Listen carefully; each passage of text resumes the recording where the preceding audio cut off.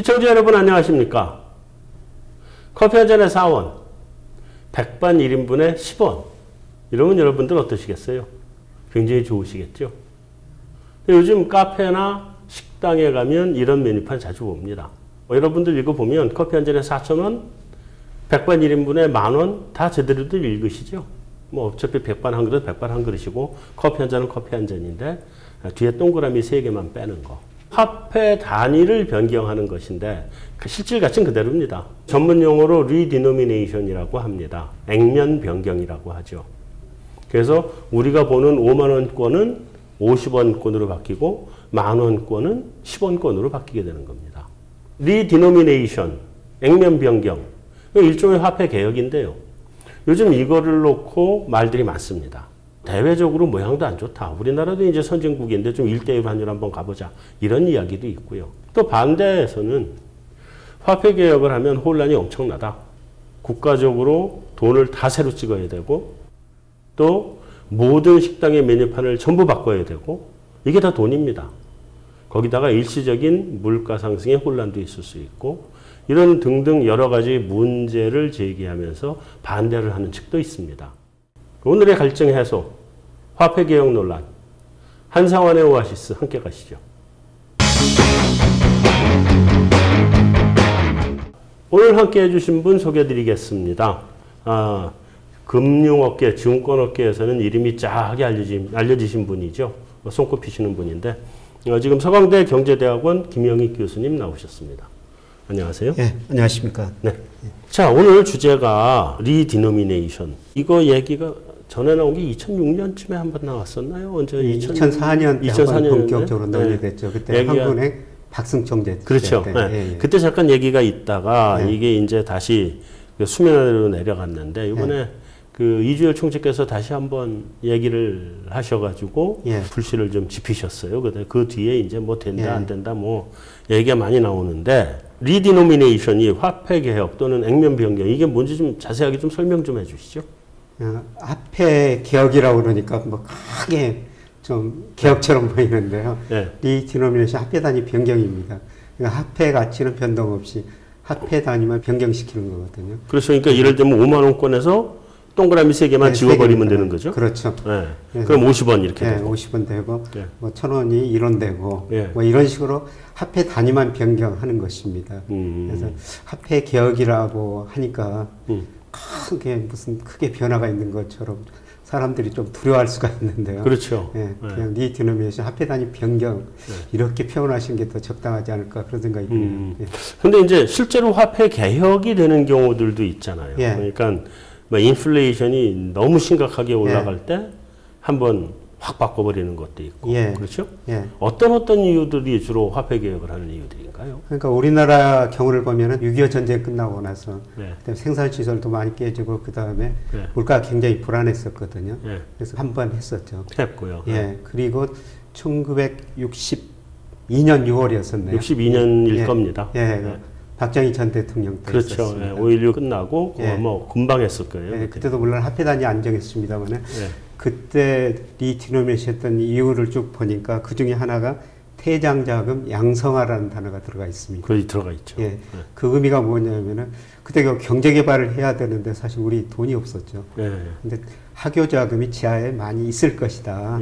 그래서 그 지하 자금을 한번 양성화해 봐가지고 그 돈 가지고 경제 개발하는 데 쓰자. 그런 목적도 있었습니다. 그 우리나라 두 번째 화폐 개혁 직후에 제가 이 환과 원의 혼용 시대를 살았거든요. 제 나이가 얼마인지 다 들통이 나는 것 같은데 혼용 시대를 살았습니다. 그래서 옛날에 50환짜리를 동전이 있었는데 그걸 가지고 가서 쓰면 이제 5원 취급을 해줬죠. 그렇죠. 10대 1 그때 했으니까. 그래서 꽤 오랫동안 우리가 그게 혼용이 됐었고. 그때를 어떻게 지금도 기억하십니까? 아주 어렸을 때도. 왜냐면 어머니 집에서 몰래 훔쳐가지고 가서 과자를 많이 사 먹었거든. 그것도 그렇고 50환짜리 하나 가지고 심부름을 가면 콩나물을 사오라고 심부름을 시키시거든요.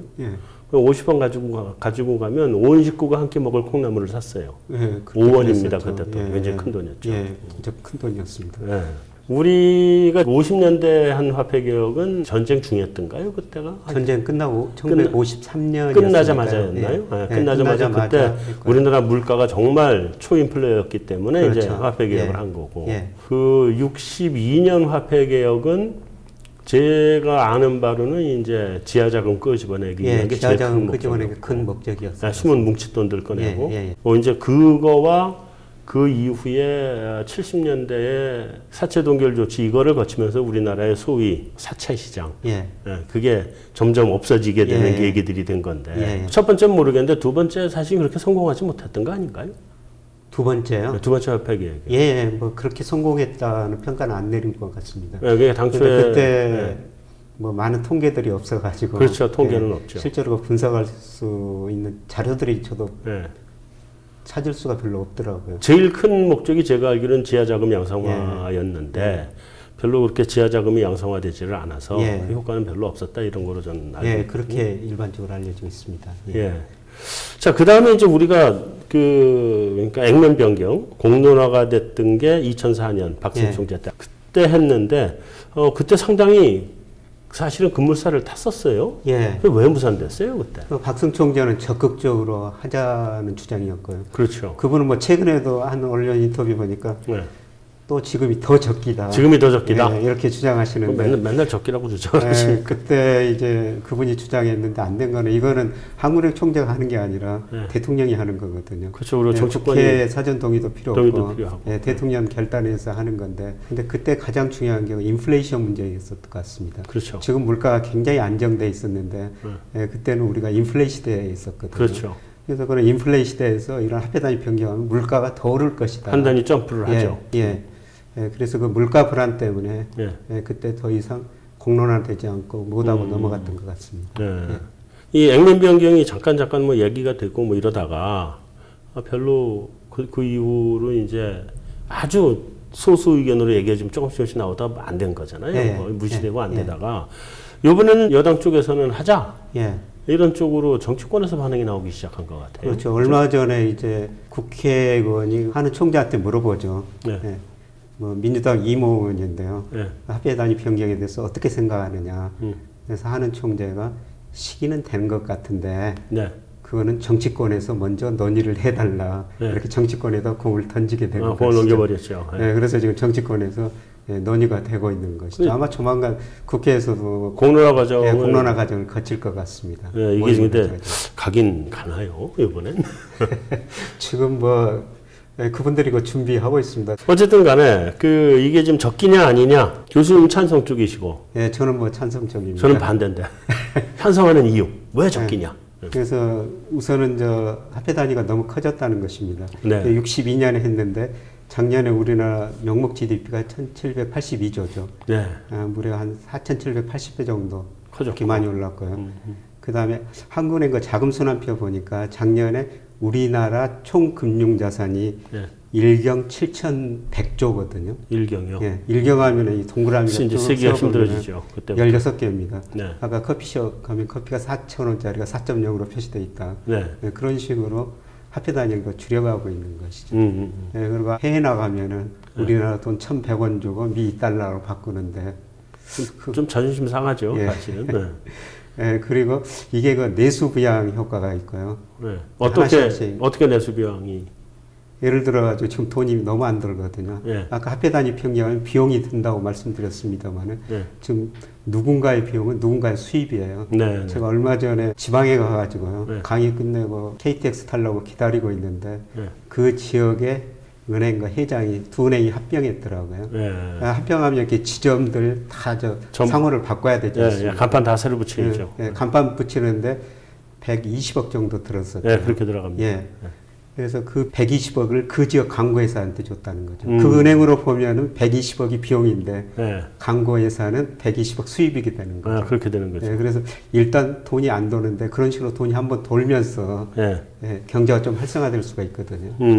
그 다음에 지하경제 양성화 효과도 부분적으로 있을 것 같은데 그리고 가장 중요한 거는 지금 2004년에 하다가 못했던 이유가 인플레이션 때문이었다 그러는데 지금 물가가 굉장히 안정되고 있거든요. 네.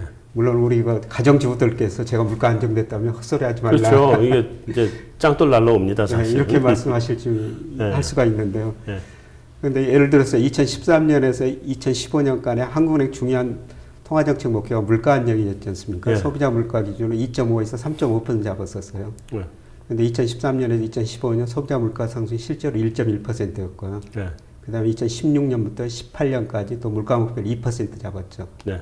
근데 실제로 그 기간에 1.5%고요. 2%를 한 번도 못 네, 했죠. 2013년 이후로 물가 목표를 달성한 적이 하나도 없습니다. 올해는 지금 4월까지 지금 소비자 물가 상승률이 0.5%거든요. 그러니까요. 예. 예, 지금 저는 갈수록 인플레보다는 디플레 문제가 대두되리라고 보고 있기 때문에 예. 2004년의 지금하고 가장 다른 점은 그때는 인플레 시대였고 지금은 디플레 시대로 서서히 가는 시점이다. 예. 그게 가장 큰 차이점이라고 보기 때문에 예. 저는 좀 찬성 쪽에 서고 있습니다. 근데 이제 사실 인플레가 아니라 일시적인 가격 수준의 점프잖아요. 그렇죠. 그 기간 동안에 보기에는 인플레로 보이겠지만 예. 물가가 뛰니까. 예.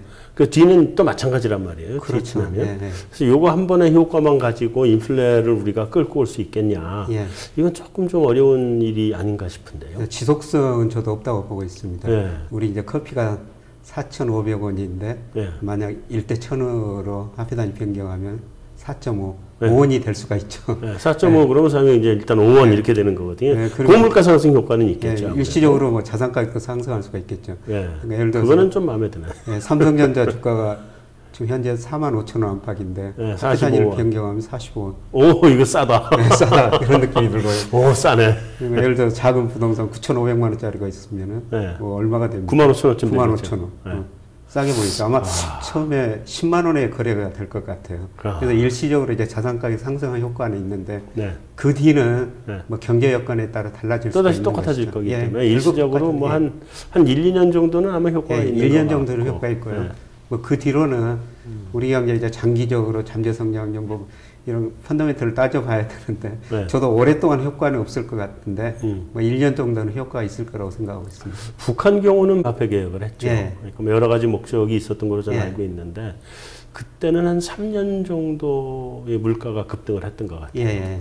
그런데 좀 실패한 화폐 개혁이라서 물가 급등이 온 건데 그거하고 우리하고는 또 조금 다르겠지만 그래서 뭐 북한하고 우리하고 차이점은 우리는 공급이 넘쳐나는데 그렇죠. 거기는 이제 공급이 부족하니까 그렇죠. 그러기도 하고 이제 화폐 개혁을 하면서 또 좀 그 인기를 얻어야 되니까 돈들을 막 올려줬어요 월급. 그러니까 월급 올려준 것만큼 물가가 뛰어버린 거예요. 그렇죠. 그러면서 이제 한 3년 이상 초인플레가 왔었는데 이제 실패한 거라고 보죠. 그래서 그렇죠. 그래서 한 일시적으로 한 1, 2년 정도 효과는 좀 있을 수 있다. 근데 이제 또 다른 얘기도 있어요. 요즘 우리 돈 안 쓰잖아요. 전부 다 이 플라스틱 카드 들고 다니면서 이거로 다 결제하고 그다음에 전자이체 해버리고 인터넷으로 하고 하다못해 요즘은 카카오톡 가지고도 이체를 하는 세상이 돼서 이게 단위가 큰 게 전혀 불편함이 없다. 이 전자로 가는데 이게 뭐 이렇게 불편하냐 이런 얘기도 있어요. 뭐 그거는 이제 화폐 단위가 어떻든 전자로 가니까 별 문제가 없을 텐데. 그렇죠. 아무 문제 없죠. 근데 조금 불편함은 줄어들 수가 있죠. 우리가 이제 1,000만 원을 보낼 때 진짜 맞는지 1,000만 원 동그라미 막 세우고 그래야 되거든요. 실수로 1억을 보낼 수가 있으니까. 그리고 그런 문제가 있긴 하네요. 제가 저 하나금융연구소 소장할 때 어떤 경우가 있었냐면은 저희 저 금융 담당 애널리스트가 은행 부실을 처리하면서 이 동그라미를 하나 더 쳐버린 거예요. 그러니까 예를 들어서 은행 부실 4천억이었는데 그게 4조가 돼버린 겁니다. 그렇게 나오니까 달라지죠. 그러면. 언론들이 깜짝 놀라가지고 집중적으로 보도를 해버렸거든요.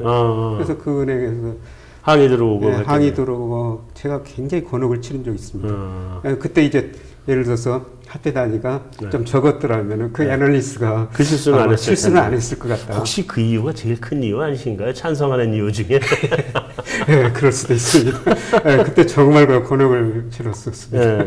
뭐 인플레는 사실은 뭐 별 그 우려는 아닐 것 같고 뭐 경기 부양 효과는 돈 매니판 다 새로 찍는 부양 효과가 있을 거고 또 하나는 그 화폐 착각이라 그러죠. 물가 단위가 좀 올라가면서 경기가 이제 거기에 따라서 좀 살아나는 예. 뭐 그런 효과가 있을 텐데 예. 어디 통계로 나와 있는 게 있나요? 그 경기 부양 효과가 뭐 어느 정도 될 거다 뭐 이런 통계? 최근에 뭐 분석한 자료는 없고요. 아마 네. 한국은행에서 내부적으로 좀 하고 있지 않을까요? 예. 뭐 현대경제연구원에서도 뭐 관심 가져야 될 주제가 아닌가 생각합니다. 뭐 관심은 가질 수 있지만 이건 효과 추정하기가 사실 굉장히 예. 힘든 일이라. 근데 2004년에 한국은행에서 한번 추정 한번 했었어요. 아, 그런가요? 예, 그때 네. 박승청제 때. 네. 예, 그럴 때 이제 각종 비용이 들죠. 네. 뭐 가격표 바꿔야지, 소프트웨어 바꿔야지, 예를 들어서 은행 현금 취급기 바꿔야지. 네. 그럴 때 비용이 그때 당시로 한 2조 6천억 정도 비용이 들 것이다. 2조 6천억. 예. 그런데 그렇게 되면서 또 생산 유발 효과 같은 게 있거든요. 그렇죠. 뭐 그것만큼- 전기도 생산하고 네. 학교 다니고 기계도 다 바꿔야 되고 네. 또 새로운 소프트웨어 투자해야 되고 예, 그때 그 부가치가 한 5조 정도 창출될 것이다. 5조 정도, 2조 6천억 2배 정도. 예, 비용은 2조 6천억, 부가치 한 5조, 5조 정도 2배 창출됐다. 정도 보는 거네요. 근데 그때 GDP가 876조였거든요. 네. 예, 그런데 작년 GDP가 보니까 뭐 1782조. 2배 정도. 2배 정도 드러났으니까 예, 단순히 그냥 한 10조. 예, 이렇게 보면은 예, 비용이 뭐 한 5조, 10조 정도 부가치. 그 정도는 있을 수 있다. 예. 아까 이제 또 한 가지 말씀하신 것 중에 지하자금이 좀 이제 양성화될 거다. 예. 근데 우리가 지금 지하자금이 있나요? 옛날 같지 않고. 근데 사실 지하자금은 얼마인지 추정하기가 쉽지 않죠. 예, 그래서 돈으로 이제 묻어놓은 지하자금이 겉으로 예, 나와야 예. 되는 건데. 예, 예. 그러자면 어차피 지하에서 거래하는 거는 소용없는 거고. 예, 지하에서 거래되는 건 예, 소용없죠. 돈으로 사과 박스에 예, 넣어놓든지 아니면 포크램프하고 넣어놨든지 예. 이게 이제 겉으로 나와야 되는 거잖아요. 그런데 그렇게 사과 박스나 포크램프하고 묻어놓은 돈이 예. 그게 이제 금액이 얼마일 거냐. 옛날에는 그 돈이 굉장히 많았는데 예. 지금은 이제 그 돈이 상대적으로 적은 거 아니냐. 예, 많이 이제 5만 원짜리 한 수일이 올라갔습니다. 근데 그 중에 한 30%는 아직 그 유통이 안 된다고 볼 수가 있으니까요. 네. 예, 그래서 상당 규모고요. 누군가 땅 많이 받겠네요, 진짜. 그렇게 많이 있으면. 예. 근데 이거 지하 경제는 뭐 이거하고 뭐 간접적으로 관련되는 건데 네. 가장 최근에 우리나라 추정한 게 한국조세재정연구원이라고 네. 거기서 찾아보니까 2015년에 추정한 게 가장 최근 거더라고요. 네. 예, 그때 보니까 GDP 8%. 8%. 예, 그때 한 125조 정도 추정했었는데요. 네. 근데 그게 다 양성화되는 지하 경제는 아니에요. 예, 그건 지하 경제는 아니죠. 이거는 네. 직접적으로 예, 그 중에 일부죠. 아주 일부죠. 텐데. 예, 예. 그래서 그 정도면 우리가 이제 양성화 시킬 지하 경제가 별로 안 남은 거거든요. 예. 8% 정도면 어느 나라나 그 정도의 지하 경제는 있는 거기 때문에 예, 그렇죠. 지하 경제 뭐 양성화 시킬 수 있지 예, 않겠냐. 예. 조금이라도 뭐 예. 그런 정도 지금 보고 있는 건데 지금 생각을 해보면 이게 이제 시장 논리는 아니잖아요. 예. 일단 이게 정부 개입인데 예. 일종의. 예. 근데 이게 시장 논리에 그 어긋나는 거고 이 시장 논리에 어긋나는 걸 잘못했다가는 예. 국민적 혼란이 예. 일어날 텐데 그게 벌써 1962년 우리 사실은 혼란스러웠던 거고 예. 또 지난번에 그 북한에서 한 것도 굉장히 혼란을 예. 야기했었고 예. 근데 우리 지금 그렇게 될 위험은 뭐 없나요? 좀 그것도 사실은 혼란이 있을 가능성도 굉장히 있는데 일부 뭐 심리적으로 상당히 좀 불안해하고 있는 분들이 많이 있죠. 네. 예, 특히 이런 이야기. 저는 불안 안 합니다만 이제 저도 불안하는데 이런 이야기가 나오니까 네. 예, 특히 저 부자들께서 네. 어떻게 대응해야 되느냐. 일부 교체에서 불안해하겠죠. 예. 근데 뭐 저는 그냥 헌돈 새 돈으로 바꾸시면 되고요. 예. 그냥 세금도 더 조금 더 내주시고. 예, 세금을 좀 더 내야 될 것 예. 같아요. 예. 예, 그 돈 가지고 저 소비도 좀 늘려주십시오. 네. 그런데 이제 부자들이 가장 우려하는 게 혹시라도 돈을 다 안 바꿔주지 않느냐. 우리 옛날에 그렇게 했었잖아요. 예. 예. 그래서 일정 기간을 두지 않느냐. 뭐 이런 자기가 가지고 있는 돈을 다 바꾸지 못할 수도 있다. 네. 뭐 이런 우려도 하시는 것 같은데요. 그렇죠. 근데 뭐 그런 우려는 하지 않으셔도 될 것 같습니다. 62년도에는 그랬다는 거거든요. 예, 그때는 그죠? 일정 기간 정해주고 네. 얼마까지 한도도 바꿔라. 정해놨고. 예. 근데 이게 이제 뭐 성공 사례, 실패 사례가 여러 나라 나오지 않습니까? 예. 근데 대표적으로 프랑스가 1960년대 드골 정부 때 했었거든요. 네, 네. 예, 그때 프랑스 드골 이분이 자기네가 대이상을 한번 재고시켜 보겠다. 그러면서 100프랑을 1프랑으로 바꿨었습니다. 네. 근데 프랑스가 대표적인 성공 사례로 뽑는데요. 네. 이때가 중요한 게 기한을 안 뒀습니다. 네. 이제 언제까지 돈을 바꿔도 된다. 기한을 안 뒀고요. 네. 예, 그 다음에 뭐 사유재산 손 안 대겠다. 네. 이런 제한을 두니까 그냥 2년 동안에 걸쳐가지고 자연적으로 헌 돈이 새 돈으로 다 바꾸면서 네. 성공적으로 됐었거든요. 네. 그래서 부자분들께서 혹시라도 네. 내가 가지고 있는 돈을 새 돈으로 다 없지 않을까 이런 네. 우려를 하실 수가 있는데요. 네.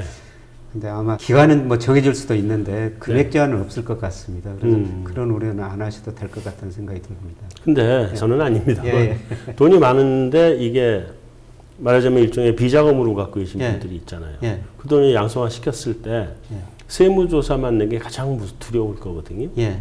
근데 그런 불안감까지 다 해소해 줄 수 있는 건가요? 그런 불안감을 해소할 수가 없죠. 그러니까요. 어쨌든 그런 돈이 나오면서 세금은 내야 될 겁니다. 세금 다 내야죠. 그 내기 싫어서 안 내고 모아놨던 돈일 예, 텐데. 예. 근데 그런 분들한테는 네. 뭐 별로 안 좋은 일이지만 국가 네. 전체적으로 보면 물론 그렇죠. 물론 그렇죠. 아니 근데 저는 이제 이게 예. 그런 누군가가 불안한 사람이 생기면 이거는 이제 반대의 여론이 형성이 되고 예. 그럼 이게 성공을 못할 가능성이 있기 때문에 여쭤보는 예. 거거든요. 근데 국민 전체적으로 보면 네. 찬성이 더 많다? 예. 아니 그렇게 돈 많이 가지고 있는 분들은 네. 소수일 겁니다. 아, 그러니까 예. 찬성이 더 많다 이 말씀이죠. 예. 오히려 저 같은 월급쟁이들은 월급은 안 올라가고 물가만 뛸 텐데 이게 불안하거든요. 예. 그 물가만 오르고 월급은 안 올라가는 이런 상황이 오면 대다수의 이 소위 월급쟁이들 예. 찬성 안 할 것 같아요. 근데 4,500원짜리가 이제 예. 5,000원이 된단 말이죠. 예. 그리고 뭐 9,500원 받던 게 10,000원 돼 버리고 예. 뭐 이렇게 돼 버리면 내 월급은 예를 들어서 내가 100만 원 가지고 생활을 한다. 근데 모든 게 다 한 10%씩 가격이 확 뛰어 버리면 생활이 힘들어지죠. 예.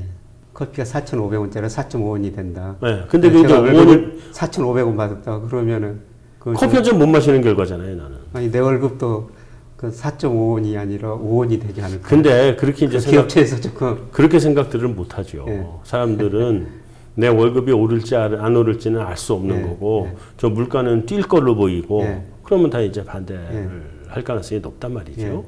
근데 그게 이제 가장 우려되는 문제인데요. 네.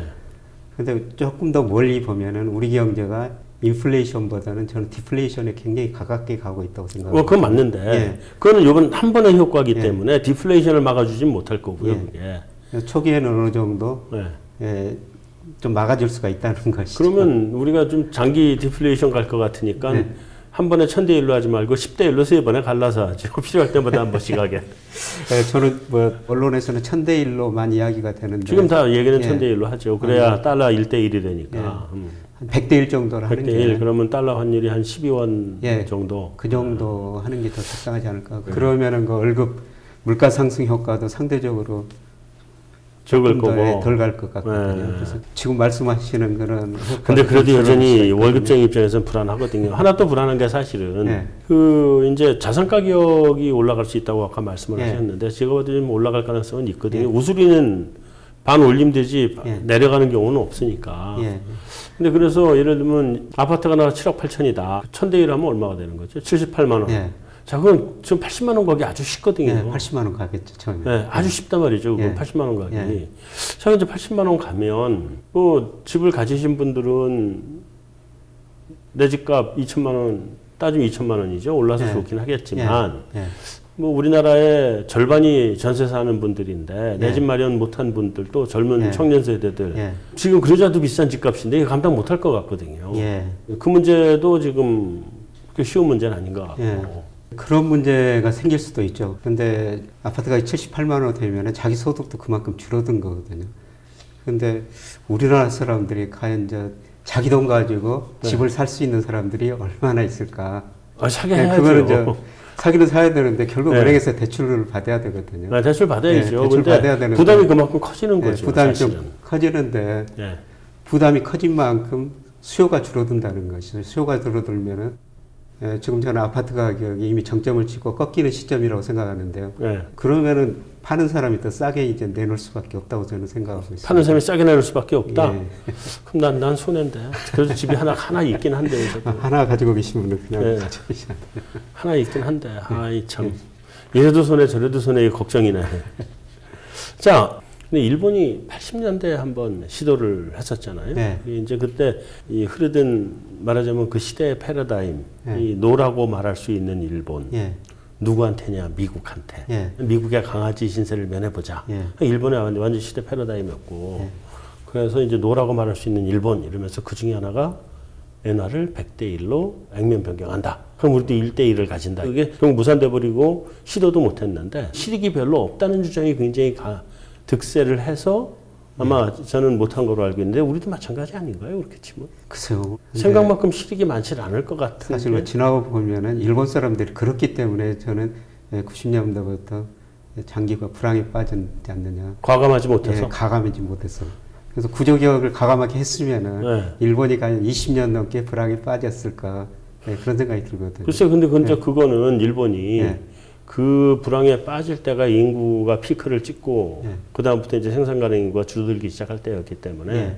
어쩔 수 없이 간 디플레이션이란 네. 말이죠. 네. 인구가 감소해 가니까. 네. 지금 우리도 그거는 뭐 마찬가지인데 네. 그 아무리 과감하다고 해도 네. 안 낳는 애를 강제로 더 낳게 만들 수 있는 것도 아니고 네. 인구 감소에 의한 디플레이션 요인이 제일 큰데 예. 그거는 이러나 저러나 그 이유하고 관계없이 디플레이션이 가는 것 같거든요. 예. 우리도 지금 그럴 텐데 예. 지금 그래도 그냥 가만히 있는 것보다도 저는 좀이라도 해보자. 예, 해보는 게 낫다고 생각하고 있거든요. 예. 그래서 사실 그 일본은 갑작스럽게 디플레 갔었어요. 이제 85년 9월달에 플라자 협정이 우리보다 있고, 심했죠. 예, 예. 그 NH가 그동안이니까 일본 정부가 예. 돈 풀어가지고 내수 부양했고, 예. 그래서 자산 가격이 급등하고 그 급등했고. 자산 가격 거품이 붕괴되면서 예. 일본의 디플레가 시작됐지 않습니까? 그렇죠, 그렇죠. 일본은 이제 갑자기 왔거든요. 예. 근데 우리나라는 사실 자산가가 일본처럼 거품이 그렇게 발생하지 않았고, 우리는 사실 거의 없는 편이죠. 예, 디플레이션이 일본처럼 빨리 오리라고 생각하지 않습니다. 서서히 진행되고 있으니까 그 서서히 진행되는 동안에 뭔가 한 번은 뭐를 해봐야 되지 않겠느냐. 그냥 있는 것보다는 한번 여러 가지 대안을 생각해보고. 제가 그럼 10대 1까지는 찬성해 드릴게요. 그러면 앞으로 2번 더 할 수 있으니까. 예. 그런 단계적 방법이 더 좋겠네요. 네. 자, 어쨌든 일본은 공론화 과정을 거치다가 결국 아무것도 못했고 예. 다른 나라들은 대부분 이게 하다가 다 실패를 했거든요. 예. 근데 우리가 좀 배워야 될 게 좀 있지 않나요? 뭐 프랑스는 아까 성공하셨다 그랬는데 예. 그건 극히 드문 경우고 예. 대부분의 경우는 다 실패를 했단 말이죠. 대표적인 실패한 나라가 우리나라에서 그 짐바브웨를 들고 있는데요. 네. 사실 우리나라로 그런 데하고 비교할 건 아니고요. 근데 이 나라는 그 2008년에 물가가 2억 3,100만% 올랐더라고요. 한참 외환위기 들어갔을 때 아르헨티나랑 비슷하게. 예. 그다음에 뭐 헝가리가 1946년에 했었는데 이때는 합해다니까 양이었어요. 양. 양. 예. 경 다음에 해가 나오고 그다음에 뭐 자가 나오고 그다음에 양인데요. 예. 인플레 문제가 심각한 나라들이었거든요. 예. 예, 대표적인 실패한 나라에 이런 나라 들고 있는데 예. 우리는 지금 이런 비교할 나라 나라들은 상황이 안 아니고요. 되고 예. 그러니까 그다음에 이제 가장 최근에 했던 나라가 터키였었어요. 2005년에 했죠. 터키도 지금은 경제가 불안하지만은 예. 그때는 부분적으로 성공했다. 그때는. 예, 이런 평가가 나왔는데요. 터키가 보니까 7년 전부터 이걸 공론화 시켰었습니다. 공론화시키고. 예, 공론화 시켜가지고 사람들 준비시키고. 예, 준비시키고 예. 예, 그러다 보니까 별 무리 없이 이거 지나간 거거든요. 예. 그러니까 우리나라도 이게 이제 대통령이 하라자면 내일이라도 할 수 있는 일인데 그렇죠. 그 이전에 공론화를 시켜가지고 예. 전무님하고 저하고 이야기하는 것처럼 예. 여러 그 찬반을 따져봐가지고 어느 게 더 효과가 큰가. 이거는 이제 구체적으로 뭐 통계 분석까지 나와야 되겠죠. 이런 통계 분석은 뭐 한국은행 같은 현대경제연구 같은 뭐 상당히 권위 있는 데서 한번 저 구체적으로 비용 편익 계산 한번 해줬으면 좋겠어요. 한번 시켜보겠습니다. 예, 한번 그 연구원들 불러서 한번 편익 분석 한번 해봐라 하고 예, 시켜보죠. 네. 그러면 제일 중요한 건 속도 조절이다. 예. 예. 예. 그리고 교수님 생각에는 1000대 1은 좀 과한 것 같다. 예. 이거는 물가를 너무 자극할 예, 수가 있다. 예, 예. 한 100대 1 정도를 100대 1 하자. 정도로, 예. 예. 뭐 근데 정치권에서는 1000대 1 생각할 겁니다. 예. 자, 그렇게 가고 그 다음에 이제 충분하게 이 공론화의 시간을 가져야 된다. 예. 사람들이 다 받아들일 수 있도록 예, 해야 예, 된다. 제가 하나 더 이제 궁금한 게 있는데요. 이제 예를 들면 1000대 1로 간다. 예. 그러면 우리가 지금 10단위 밑으로는 안 쓰고 있으니까 예. 돈을 사실은 안 예. 쓰고 있잖아요. 뭐 예. 10원짜리 동전 나오긴 하지만 이게 보면 애들도 집어던지지 주워가지도 않더라고요. 예. 10원짜리는. 예. 은행에서도 바꿔주지도 예. 않고. 그렇죠. 예. 예. 그러니까 이제 10단위까지 이렇게 지우는 거는 예. 그 별 다른 문제가 없을 텐데 예. 이게 10단위가 이제 100단위로 넘어가든지 아니면 1000단위까지 가면 이제 부속화폐를 찍어야 된단 말이죠. 그렇죠. 그러니까 다시 동전의 시대로 돌아가야 된다는 얘기가 예. 있는데 미국처럼. 예. 그러니까 0.1원짜리 종이 돈을 찍을 수는 없잖아요. 예. 이게 중국은 말하자면 0.1원짜리 종이돈을 쓰죠. 뭐 일각 뭐 이런 식으로 종이돈이 있긴 하던데 그리고 다시 동전 시대로 돌아가야 되나요? 그럼? 뭐 쩐이 나와야 되겠죠, 그냥. 그러니까 전 미국에서 그 센트 센트가 있는 거죠. 센트처럼 전이 아마 나야 될 텐데요. 그 뭐 동전 찍어내는데 좀 비용은 많이 들어갈 수가 있어요. 동전으로 다시 돌아가는 건가요? 아니면 그냥 종이돈을 뭐 4원 50전에서 전짜리 종이돈을 만들어내는 게 맞는 건가요? 종이돈으로 쓰는 게 비용은 좀 덜 들어갈 것 같은데. 아니 종이로 만드는. 일단 동전을 좀 귀찮아서 그래요. 그래서 그동안 있던 저금통을 다 버렸단 말이죠. 새로 다 저금통 다 다시 사야 돼요. 그러면 아마 동전보다는 종이돈으로 종이돈으로. 전짜리를 전짜리를 붙여서 전이나 환이나 이런 걸 붙여서. 네, 알겠습니다. 아무리 봐도 뭐 교수님은 찬성을 하시는 입장이신데 저는 그렇게 대단히 찬성하는 입장은 아닙니다만 그럼에도 불구하고 뭐 하면 하는 거죠. 뭐 못할 건 없거든요, 사실은. 못할 건 없고 결론적으로는 1000대 1까지는 좀 무리고 100대 1 정도 하면 좋겠다. 저는 한 10대 1. 어차피 그건 안 쓰는 돈이니까. 하면 한 10대 1 정도. 그리고 앞으로 한 2번 정도 더 할 기회를 남겨놓자. 이런 뭐 그런 생각이고 하게 되면 그 다음에 정치권에서 좀 너무 급하게 어느 한순간에 진행하지 말고 뭐 이번 정부에서 못하고 다음 정부로 넘기더라도 충분하게 공론화의 시간을 좀 가졌으면 좋겠다. 언론의 역할도 좀 큰 것 같습니다. 사실 제가 얼마 전에도 한 언론에서 뭐 찬반 토론 저한테 찬성의 글 쓰고 또 어떤 분한테 반대 글 써가지고 이렇게 한 면에다 비교를 해놨더라고요. 언론에서도 서로서 찬성 왜 반대하는지 그런 것들을 보여줌으로써 국민들한테 좀 준비할 시간 주는 게 좋고 반대하는 분의 글을 보니까 주로 2가지였었습니다. 하나는 우리 국가 이미지가 나빠질 수가 있다. 화폐 단위를 변경한 나라가 대부분 실패를 했다. 저색 개발 국가였다. 그리고 2번째는 그건 좀 이유가 아닌 것 같고요. 우리나라 지금 화폐 환율이 1대 뭐 지금 1,100, 뭐 1,200원 정도 그 사이인데 그 산업 경쟁력 그거를 강화시켜가지고 우리 환율을 그냥 시장에서 떨어뜨려야지 인위적으로 떨어뜨려서는 되겠느냐. 그건 좀 불가능한 얘기인 것 같고. 그거 쉽지 않은 이야기인 것 같습니다. 사실 우리나라 산업경쟁력 보면. 아니 뭐 산업경쟁이 앞으로 더 강화시키는 건 가능하겠지만 시간이 굉장히 많이 오래. 지금 우리 달나라에 우주기지 건설해 놨어야 돼요. 그 정도 되려면.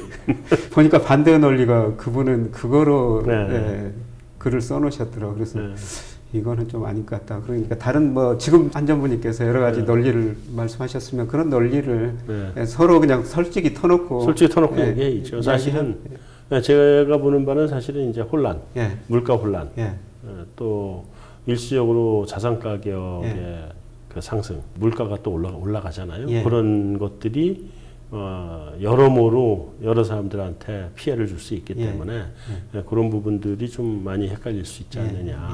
그리고 가격 체계가 바뀐다는 게 사람들이 쉽게 적응 못 하거든요.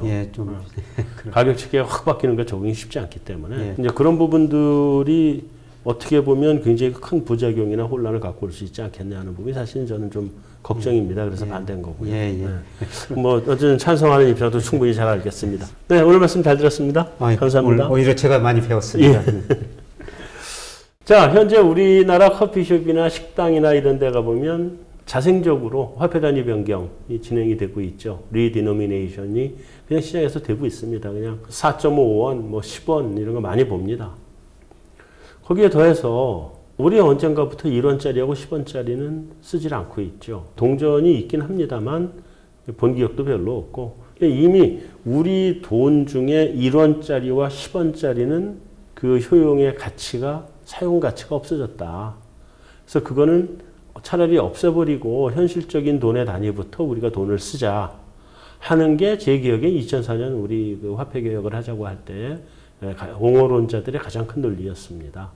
근데 그럼에도 불구하고 또 일각에서는 자 그렇게 하면 그거라도 살려놓는 게 물가가 올라가는 걸 막는 일이고 그거를 가지고 없애버리면 그때 금방 물가가 뛰어오를 거다라는 주장도 있고 또 경제학자들이나 이런 사람들의 관점이 아니라 일반 시민들의 관점에서 보면 일각에서는 물가 슬그머니 올라가면 내 월급은 안 올라갈 텐데 나 생활하기 힘들어진다.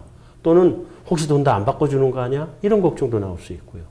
또 일각에서는 야, 이거 슬그머니 이 집값이 올라갈 텐데 나 집 사기 힘들어진다. 이렇게 고통을 호소하시는 분들도 있을 수 있고 물건을 파시는 분들은 이 기회에 한번 좀 올려볼까. 집을 파시는 분은 이 기회에 한번 끄트머리 숫자라도 좀 올려볼까. 뭐 이런 생각을 하실 수도 있고. 그래서 화폐개혁이라고 하는 것은 그 시대에 모든 사람들이 그렇게 쉽게 적응할 수 있는 문제도 아니고 적응이 어느 정도 된다고 하더라도 과도기적인 혼란은 피할 수 없는 것이 화폐개혁입니다. 그래서 아무쪼록 우리 정치권에서 또 정부에서 또 한국은행에서 화폐개혁 충분히 공론화시키고 충분히 준비를 시키고 그리고 난 다음에 화폐개혁을 단행하더라도 하는 것이 우리가 성공적으로 화폐개혁을 할 수 있는 나라가 되는 길일 겁니다. 사실은 저도 화폐개혁 반대하는 입장이긴 합니다만 그런 반면에 우리 원화가 달러 대비 1대1의 환율이 되는 모습도 보고 싶습니다. 한상원의 오아시스 여기서 마치겠습니다. 명쾌하신데요, 그냥. 진짜 저 정치인들이 좀 이걸 봐야 될 것 같습니다.